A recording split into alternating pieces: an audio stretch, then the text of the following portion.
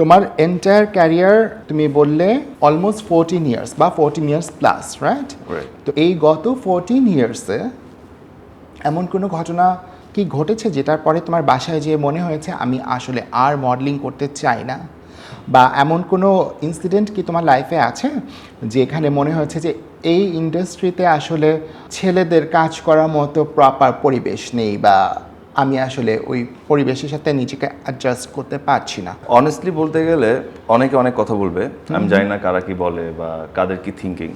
আমার থিঙ্কিং আমি যদি বলতে চাই যে এটা আমি জানি না কে কিভাবে নিবে কোশ্চেন অ্যান্সারটা।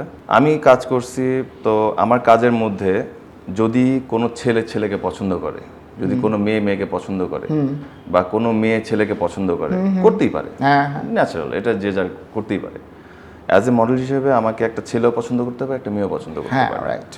আর অ্যাজ এ হিউম্যান আমি কি পছন্দ করতেছি এটা ইম্পর্টেন্ট, আমি কোনটা Yes, অ্যাকসেপ্ট of course. করতেছি। তো আমি যদি এখন শুধু প্রবলেমটা ধরে রাখি যে প্রবলেম, আমি কাজ করব না, আমাকে ডিস্টার্ব করতেছে, আমাকে অফার করে আমাকে অফার করেছে, আমাকে এটা করা যাবে না, ওটা করা যাবে না, আমি কখনো এটা ফিলই করিনি।